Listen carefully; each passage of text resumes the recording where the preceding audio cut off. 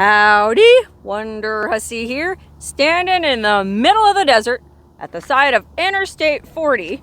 Only I'm not right at the side of Interstate 40. I'm on this frontage road. But this ain't just any old frontage road. This is a very famous frontage road in automotive circles. That's right, automotive circles, in which I am not a member. I don't know anything about cars, but a few people sent me links to this place. Oh gosh, a couple months ago. I guess it must have been trending for some reason. It's called Mrs. Orcutt's Driveway. And apparently it's where Car and Driver magazine used to do a lot of speed tests for cars. Now, why would Car and Driver magazine, a big, fancy, big budget magazine like that, drive all the way out here to this blighted corner of the Mojave Desert to test drive their vehicles? Well, I guess it's because it was essentially, or maybe still is, an unpatrolled road where you can basically go as fast as you want and no one's gonna do anything about it. I mean, yeah, the highway patrol will get you if you're over there on I-40 doing 120 miles an hour. But over here on this frontage road, well, you can see we're not exactly in the middle of a bustling metropolis. So it's not like there's any city cops or anybody to give you a speeding ticket over here. So I guess that's why somebody working for Car and Driver magazine somehow discovered this long, straight stretch of road that has a really interesting history. And they started coming out here to test drive their vehicles in the 70s and 80s, I think. Now, I don't know anything about cars, but apparently, according to Car and Driver, they drove a Trans Am on this road over 200 miles per hour and a Cadillac Seville that was hiding a tube frame stock car chassis and a twin turbo Chevy 458 V8 over 100 miles per hour, which I guess is fast for a Cadillac Seville. What do I know? I'm not a car person. To be honest, I'm not even really interested in car stuff, but I am interested in weird stuff in the desert, and this certainly qualifies. Now you're probably wondering, well, gee, Wonderhussy, what's so special about this frontage road in the desert? Well, it's actually, for starters, known as Mrs. Orcutt's Driveway. And that's exactly what it is. It's a 4.1 mile long, arrow straight driveway leading to one little old lady's house. Just one little old lady lived way down at the end of this road. Matter of fact, this road wasn't even here when that little old lady built her house, but she managed to convince the federal government to build her and asphalt her a 4-mile driveway. Now, if you know anything about paving roads, it's expensive. I think somebody estimated that in today's dollars, it would have cost about $1 million per mile to pave a road like this. So 4 miles long, well, you do the math, that's $4 million. This little old lady got the U.S. federal government to build her a $4 million driveway. How about that? Now you're probably wondering, well, how did she get them to do that? Well, let's go down to the end of the road. Let's drive 4.1 miles as fast as we can to the end of the road and see if her house is still there, and I'll tell you why. I'll tell you how. All right, well, I'm not going to drive super fast because I'm kind of a wuss. And it's a Toyota 4Runner, not a Lamborghini. So let's just go as fast as we feel is safe. You know, to be honest, I don't want to go super fast because I think there is one guy who still lives out here. And I don't want to piss him off because I read in Car and Driver that he came at him with a shotgun once. And also the road's not very well maintained. It's pretty bumpy. It really wouldn't be safe to go super fast. I mean, I'm going almost 70 and that already feels kind of dicey. Told you I'm a wuss. But anyway, as we're driving, yeah, you can see there ain't nothing out here. I mean, to the right, there's just I-40. And to the left, well, it's just miles and miles and miles of nothing but sand and sagebrush. Mrs. Orcutt was the only person living out here. Literally, this is a driveway to her house only. Man, this road is so bumpy. I'm surprised they were able to get that Trans Am up to 200 miles an hour. I mean, maybe it was in better condition back then. I think that was in 1984. So what, almost 40 years ago, but still.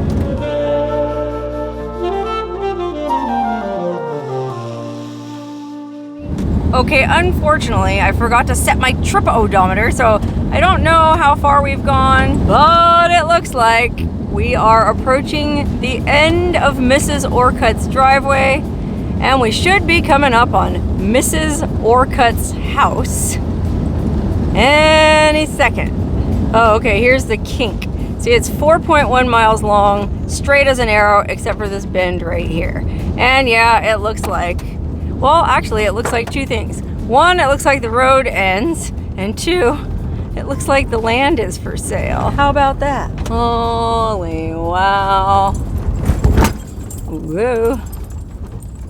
Well, I guess this was like the circular driveway at the end of the road leading to, well, what's left of Mrs. Orcutt's house. Holy cow, far out. Look at this place. I can't believe this much of the house is still standing. I mean, from what I read online, I thought there was going to be nothing here but a pile of rubble. We're in luck. Okay, this will just make it 1,000 times more interesting for me to tell you the story of little old Mrs. Orcutt. She was an old widow. I guess her husband died in the mines or something back in the 1960s, living out here by herself, minding her own business. I think she had, she held motocross events in the desert near her house, and I think she wanted to open a home for unwed mothers. I think she ran a little business making wood for doll houses. She sounded like she was a pretty eccentric person. By all accounts, a true patriot and a foe of communism. Just a quiet little old desert lady living her life. But in the 1960s, I guess the early 60s, the federal government came along and started planning out Route 40. Okay, I guess back in the 60s is when they were expanding the interstate highway system. And so they built Interstate 80 and they built Interstate 15. They built all these different interstates. Well, now come time to build Interstate 40 just right over yonder. Which, if we go up here next to the house, we can probably even see it from the friggin' back porch. Yeah, look. There's I-40, there's trucks blazing merrily along the road. Well, when the federal government surveyors plotted out the route for Interstate 40, they didn't really take into account the fact that there were people living out here. And so I guess back then, the main highway that folks used to get around was Route 66, okay? Route 66, parts of it you can still find out here just next to I-40. And so that was the highway that Mrs. Orcutt, who lived in this little house, making her dollhouse furniture and minding her motocross, that's the road she would use to go into town to get groceries. I'm guessing she probably went to Barstow. Barstow's only about a half hour from here, so she'd probably load up her Chevy or whatever she drove. Oh, she was probably like the little old lady from Pasadena. Remember that song about the little old lady who lives in Pasadena and has a flower bed full of white gardenias, but then in her old garage is a bright red shiny new super stock Dodge. Well, Mrs. Orcutt was probably like that lady. She was probably the little old lady from, well, Newberry Springs is like the closest settlement. Anyway, she would load up her car or whatever she drove and go down her driveway, which back at that time used to go straight south to Route 66. She'd hang a right, cruise into Barstow, get her groceries, do her thing, and then come home. Well, now here comes the federal government, the surveyors. We want to build Interstate 40 right across her driveway that led to Route 66. So basically, they were going to block her off from getting to Route 66. Now, at that time, there was nothing over that way except desert. So she was really going to be effectively cut off from civilization. I mean, look around us. I mean, there is nothing anywhere around this house in any direction, and certainly no other roads leading back to civilization. This driveway that must have been somewhere right here where we're standing, this driveway here leading to Route 66 was literally the artery connecting her to the rest of the world. So when the government came in talking about, we're gonna pave this interstate right across your driveway, she would have been completely cut off. And so she was like, well, what about my driveway? I need a way to get out. And so I guess the government did offer to buy her out completely. They offered her, what do they call that, eminent domain, where they give you a chunk of change for your whole property. And I'm sure they offered her a decent amount, and she probably could have taken that money and gone into Barstow and got a nice little apartment or a nice little house with a little flower bed full of white gardenias.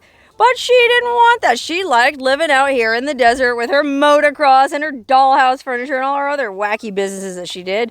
Well, she turned the government down. Then they offered her another amount of money just to buy her driveway. Well, of course she turned that down because, well, what good is money if you can't get out of the dang house? No, she wasn't about to go down without a fight. Oh, man, it is hot out here, and it's only April 7th. I mean, I can't imagine how blisteringly hot it gets out here in the middle of summer. Let's go in the house and try to find some shade. I'm kind of curious to check out the interior of this house anyway. And by the way, it's a pretty cool house. Look at that. Isn't that a adobe brick? It looks to me like the whole house is made out of adobe brick that was probably formed from the dirt in this area. You know, I'll bet you anything. This is made, I mean, it's real crumbly. I don't want to ruin it, but it looks like this is made out of the local landscape. That's pretty cool. And probably pretty affordable. Now, it does have looks like cedar. It looks like cedar fencing around the top and then a wooden roof, but let's see. I guess we're going in the side door here. Let's see. Oh, wow. Oh, my goodness. Look at the floor. Fancy tile floor. Did we just walk into the bathroom? I don't know. Maybe this was the kitchen. You don't usually see this kind of tile in a kitchen, but, well, out here in the desert, folks do all kinds of crazy things. They kind of just tend to use whatever materials they have at hand, since it's not like Home Depot's right around the corner. Nowadays, of course, there's a Home Depot in Barstow, but back in the 60s, gosh, who knows? Wow, looks like it was a pretty big house. So this was probably a living room. This was, I'm going to guess, a kitchen. And then back here, it looks like there was probably a bedroom. I don't know, that might have been a bedroom. I wonder what was in this thing in the middle. Oh, look at that. That was, oh, the bathroom. Look at that. The shower is the only thing still left standing. You can go inside Mrs. Orcutt's shower. How about that? Oh my word, look at it. It's kind of terrifying. So the bathroom was clearly here. That's where the toilet was. And so, yeah, then that would have been the kitchen there behind it. And this was probably her bedroom that we're in right now. And then back here, I don't know, another bedroom or a bonus room. Or maybe this is where she did her dollhouse crafts. Who knows? It's hard to tell what was going on here because everything's so busted up. Although, look back here. It had it looks like it had a black and white checked linoleum floor coming in this back door. So, God, maybe this was the kitchen. I'm confused. I mean, we went in around the other side of the house, but who knows? Anyway, she had plenty of windows. What's this little cubby here? Was this like the firewood shed? Oh, I wonder what she would have kept in there. Huh. Anyway, it's really, I think, a pretty cool house, especially considering it's made out of this badass local adobe. I think that's pretty neat. Anyway, so she was about to have her access to the rest of the world cut off, and she didn't want to leave this house that maybe she built by hand out of adobe brick. Who can blame her? You know, she put her blood and sweat and tears into this house. Maybe she raised her kids here. She wasn't about to be forced out by the government just because they wanted to build a friggin' interstate. Not Mrs. Orcutt. Oh, look, you can see the train going by in the distance. Well, that's cool because it's far enough away to where it just kind of sounds soothing. You know how some houses are like right on the railroad tracks and that seems like it would just be a nightmare. This far away, it's kind of peaceful. Like, you know, when you hear the train horn in the middle of the night, dude, it's nice. It's like hearing a foghorn. I find it very relaxing. It's kind of like the desert foghorn. Doot, doot. Okay, anyway, back to Mrs. Orcutt. So she had gone to college, actually. She had an education, and so she knew how to type, and moreover, she knew how to compose just the right kind of angry, impassioned, but knew how to like milk sympathy kind of a letter. So I guess, you know, she wrote letters to her congressman or senator, and this is San Bernardino County, so, you know, all the San Bernardino officials. And then she wrote a letter to President Lyndon B. Johnson. He was the president at the time.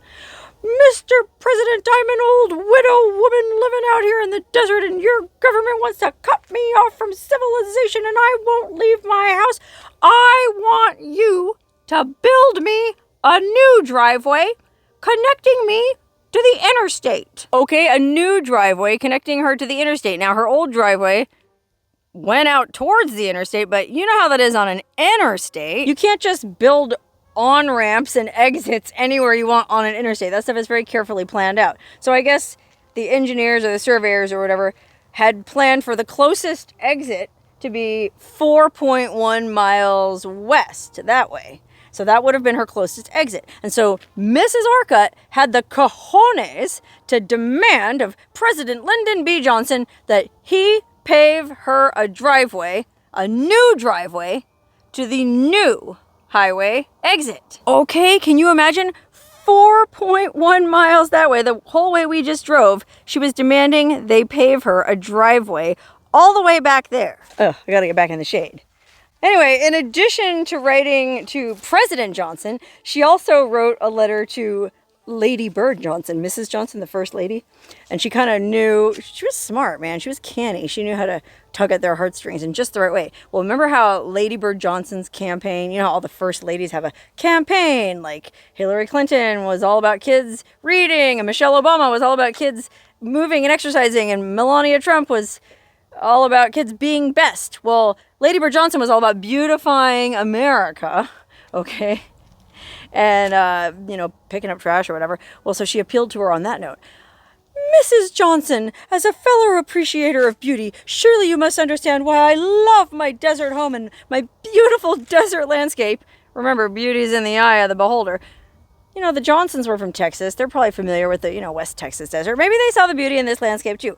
Anyway, I'm not sure exactly which approach worked, but one of them did. The federal government actually came out here and paved her that driveway. I know, it's absolutely incredible to me too. First of all, that the federal government would even bother to read a letter from a little old lady. And secondly, that they would actually cave to her demands. You know, can you imagine even having the audacity to write a letter to Joe Biden and ask him for anything? I mean, gee. But I guess I just don't have the gumption that Mrs. Orcutt had, because she did.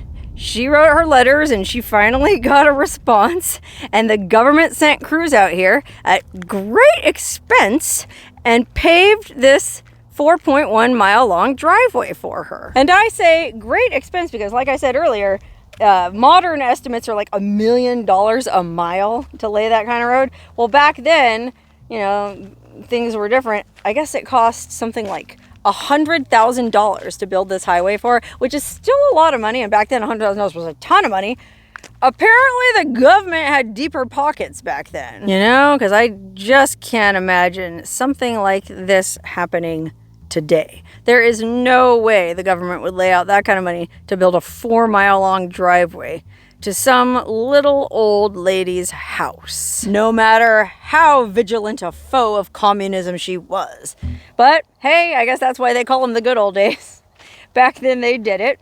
And I think Mrs. Orcutt lived here peacefully after the completion of her driveway. You know, okay, change things a little bit, you know, instead of just busting out there to Route 66 and hanging a right. Well, now she had to come out here and blaze 4 miles till she got to the closest on-ramp to I-40 and then take that to Barstow. But, you know, 6 of one, half a dozen of the other. She still got to Barstow in the same amount of time and still got her groceries and still came back out here and enjoyed her motocross and her dollhouse furniture and whatever all else she was up to. And I think she lived, like from what I read in Car and Driver magazine, I guess they came back out here fairly recently. They brought a Lamborghini out here, okay? 'Cause, you know, I don't remember when this article was written. Not that long ago, like 5-10 years ago. They brought this super fancy Lamborghini out here. And, well, the road is so pockmarked and pitted that unfortunately they weren't able to get the Lambo up to any kind of speed. I mean, I guess when the federal government paved the driveway for her, they ceded over the maintenance and patrolling of it to the county, San Bernardino County. So in other words, like, they'll build it for her, but they're not going to maintain it and they're not going to patrol it.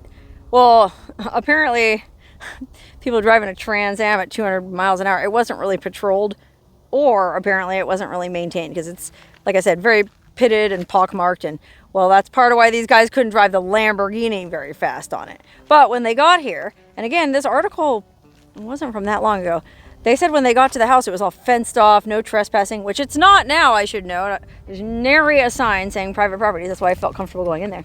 Anyway, when they went in, they found old papers on the ground, and The papers seem to indicate that Mrs. Orcutt passed away sometime around like 1984. So she lived another, we'll say, 20-ish years after getting that driveway paved. So she probably got some pretty good use out of it. Anyway, that's about all there is to Mrs. Orcutt's homestead. I mean, I kind of walked down to the very, very end of the driveway. It kind of continues on in this weird network of, I don't know if you call that asphalt.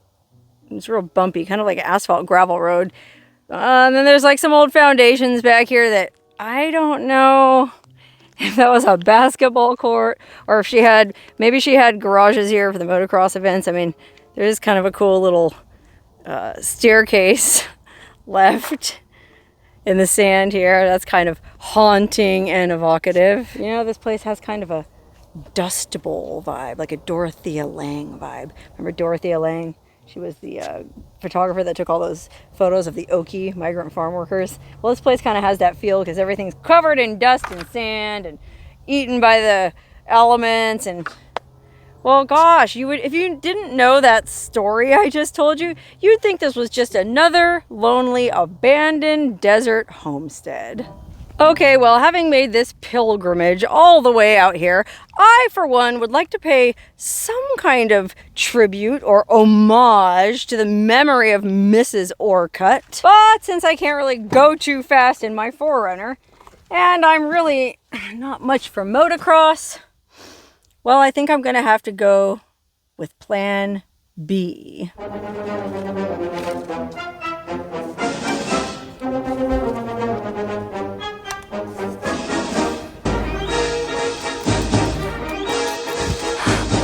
Mrs. Orcutt, this skate's for you.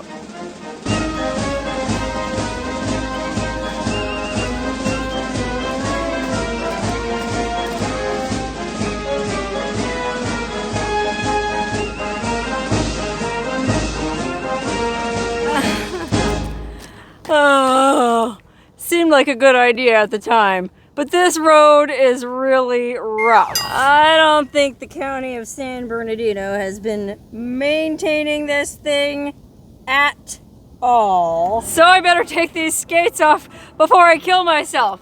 But I just wanted to give Mrs. Orcutt one last salute for being a patriot and a badass.